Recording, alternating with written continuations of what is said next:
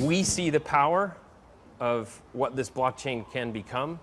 Venture capitalists see this. But even more exciting is the disruptive minds of entrepreneurs are seeing the power of this. And they're building new businesses in new paradigms that are going to change the shape and the face of all industries.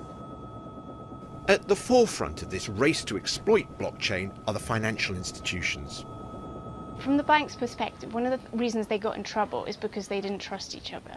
Blockchain, at its heart, is a system that allows people that don't trust each other to trust each other. That's very, very useful for a banking system that, let's face it, got into trouble because it did not trust each other.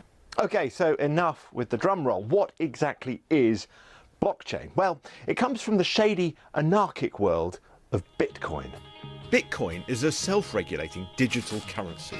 It doesn't need a central bank in charge. How? Well, it uses a blockchain. This is an immutable ledger of who owns what. Every time Bitcoins are transferred, another block of data is added to the chain.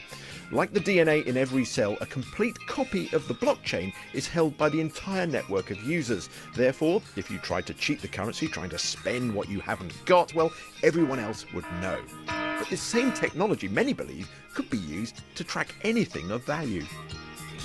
The technology enables the transfer of those currencies that have been created, Bitcoin being one of hundreds, if not thousands, of currencies that exist today. But it's also the ability to transfer value in ways that we haven't seen before, that extend well beyond financial services. It can go into, for example, a retailer that wants to be able to verify that their goods that they are marketing as organic in their grocery store. The blockchain allows the ability to track the actual creation of those goods and through the supply chain verify that they actually are organic, so that then where they are then marketing them to their end customers, they're confident that it actually is organic. That's just one simple use case. And there are thousands of other potential uses, from pharmaceuticals to luxury prestige goods like watches and handbags. The music and film industries are excited that blockchain could be the technological answer to piracy, and the insurance industry thinks it might help tackle fraud.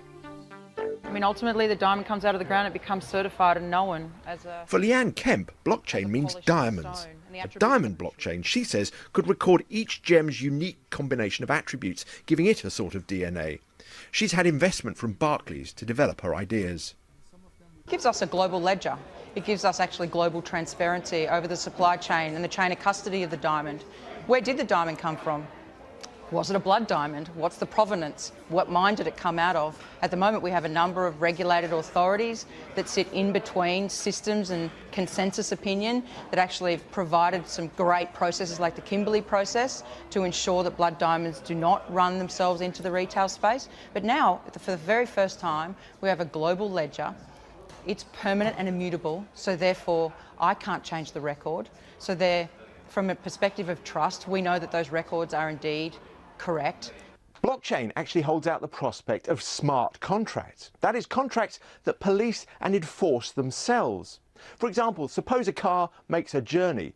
A road use payment could automatically be triggered. No need for a big central database, no need for enforcement authorities.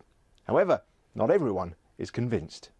Blockchain as a technology is not necessarily tried and tested. We're still very much in the sort of experimental phases, and as far as we know, it is actually a very expensive technology to use because it involves lots of different banks or institutions or so-called nodes using the same ledger on all their systems. That is much more expensive than, say, using one master ledger against everybody else. So that's the primary issue. The secondary issue is whether or not it actually works.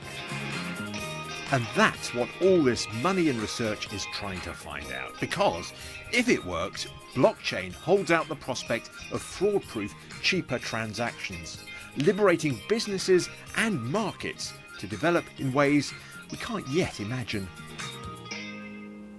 Let's see, David Grossman. Well, that's all.